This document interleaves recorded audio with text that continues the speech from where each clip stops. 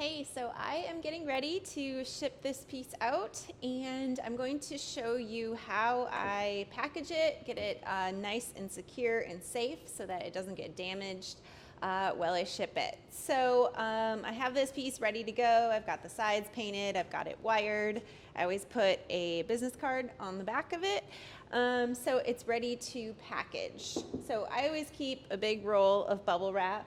Another little tip that you can do is whenever you get something that's wrapped in bubble wrap, you can save it. So I also have a big bin of extra bubble wrap laying around because this stuff is kind of expensive when you get a big roll of it. So you can definitely reuse bubble wrap. So if you've got the space to store it, I say go for it. But what we're going to do here is we're going to start off by wrapping this baby up really well with the bubble wrap. So this piece I'm going to put face down over the bubble wrap. I'm going to go over it just one time there, and then I'm going to tape it in place before I go any further with it. So we've got that. We've got some packaging tape here. So I'm just going to tape it right to the back of my panel. That way I know it's not going to slip off of the panel, and then we'll tape this one down. So now these edges are protected, but we really want to protect these as well. And it's always kind of the edges of the painting that are the most fragile, most likely to get kind of dinged up.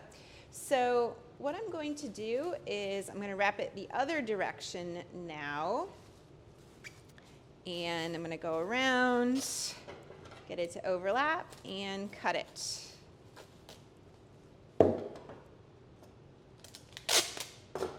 And then we're also going to tape that in place.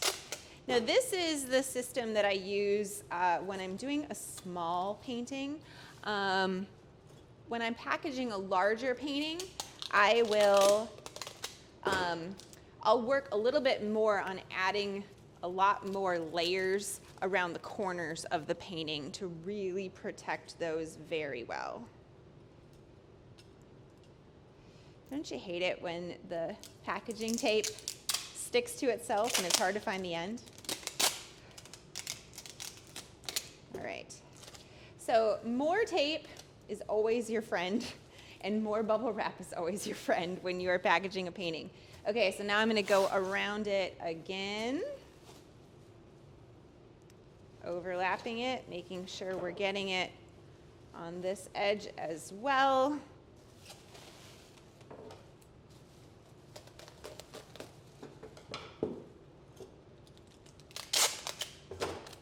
And we're going to tape that in place nice and tight.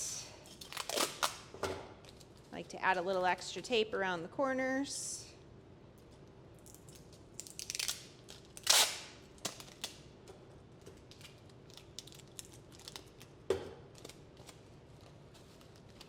Okay, so now we just have a single layer of bubble wrap around all the sides. Now we're going to do it again. So I'm going to switch directions with my bubble wrap.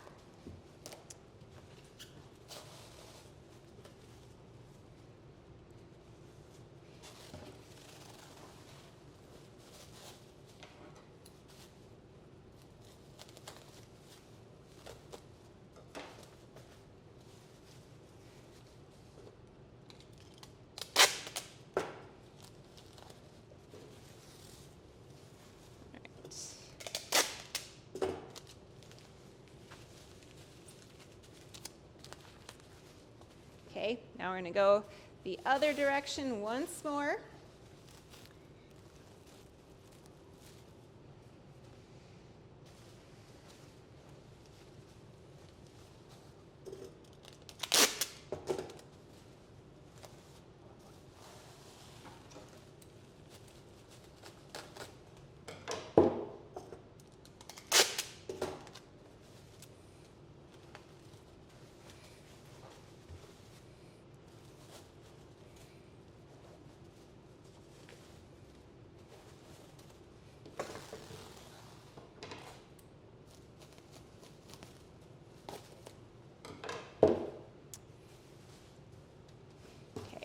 overlap it again. Now I have this excess on the edges, and I'm going to tape that down, which is going to give even more extra protection on those edges.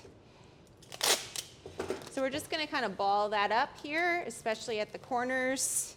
It's kind of good to have it a little extra bulk there at the corners.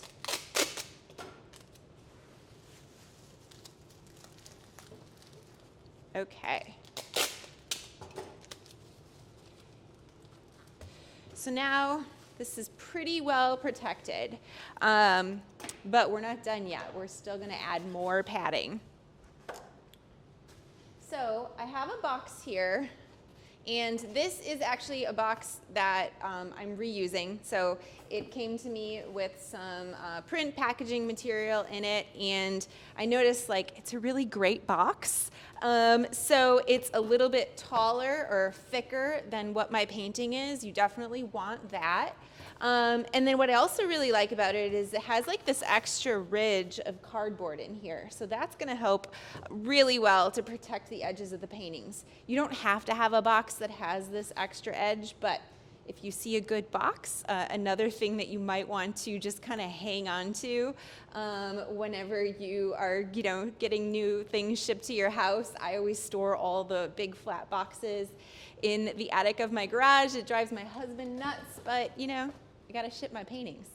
Okay, so we're gonna put it in here, and you want the painting to still have like 2 to 3 extra inches going around even after the bubble wrap. And that's really important because if you insure your painting, they will only replace it if you've packaged it with an extra 2 to 3 inches of, it might be 3, of packaging material all the way around, and they're really specific about that. So that's something you're gonna wanna think about. One more thing I like to stick in is I'm just gonna put a little card, little note that I wrote to the person who's receiving it. I've given her a couple of stickers. And it's just kind of nice to tuck that in there, just a little something special when they get it. Now, to fill in this extra space, I like to use crumpled up paper. So I actually have this huge roll of paper that I bought on Amazon, and it's a 3-foot wide roll. You don't have to have all that. You can save any type of paper. You could use newspaper as long as your painting is fully covered. You don't want it to end up with any newsprint on your painting. So I just get this and, cut it in sheets, crumple it up, and use that to fill in the extra space around the painting.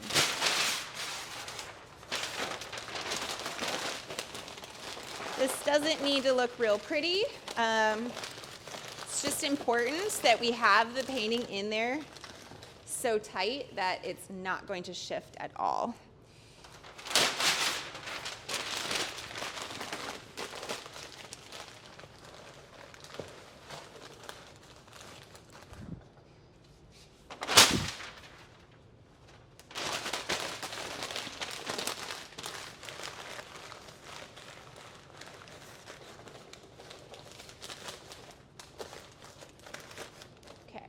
So I've got a pretty good amount around the edges, you can see there, but now I want to add some extra protection around the front of the painting.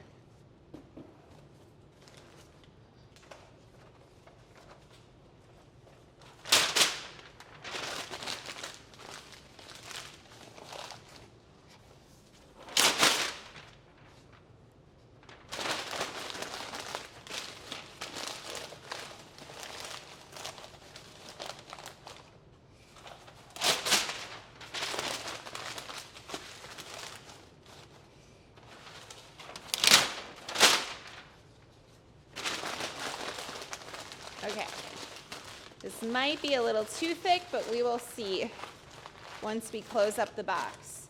So we want to be able to close the box without it bending the cardboard. So we might need to press that down a little more because we don't really want to make the cardboard less sturdy by having it be bending. So I'm just going to crush this down a little bit more.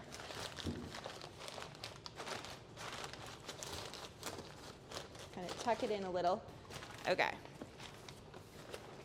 We're going to call it good. So now I'm going to use a whole bunch of tape and get it secured at every edge.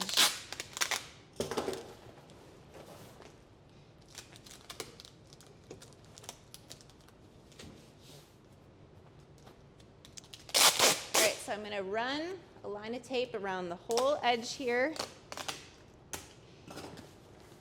You basically want every seam of the box to have some tape around it.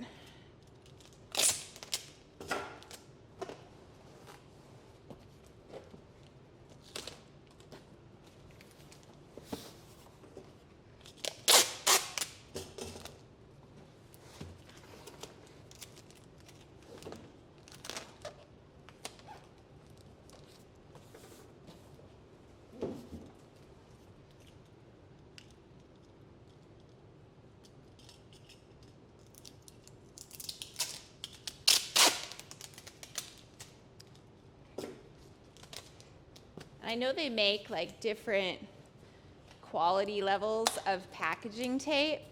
I would go with the heavy duty stuff. You don't want weak packaging tape. So now I'm going to run another one along that whole seam.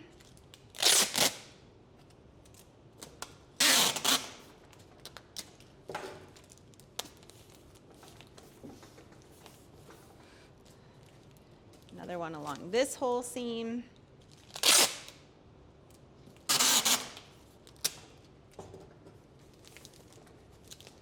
I always feel like you spend so much time making these paintings that the last thing you want is for it to get damaged in shipment. So if I have to use like a whole extra roll of tape, I feel like that's okay. I'll use that $5 roll of tape to protect that painting that's worth hundreds or thousands of dollars. Absolutely. Okay, I think I have every seam covered. Make sure the painting can't shake around at all. Now notice that since this is an older box, there was a little tiny slice in the box right there. I just put some tape over it to secure that. I think it's pretty good. Now I have a label that I have written out. Here's my label. And usually if there's anything on the box that I want to cover up, that's where I'll put my label. We're going to put it right here over some writing. And since this is on just a regular piece of paper, I'm going to cover the whole piece of paper with tape to make it waterproof.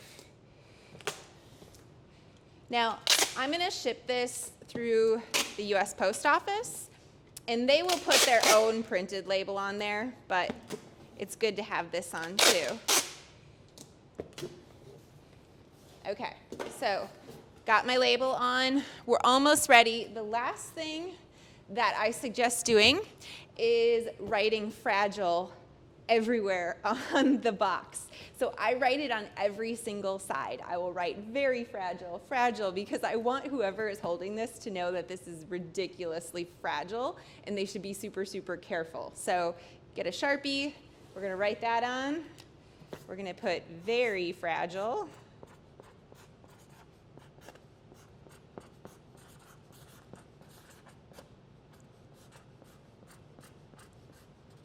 All right, and then I will continue, like I said, to put it on every surface of the painting. But then this one's ready to go. Another little piece of advice is I suggest insuring your painting if it's one that you sold.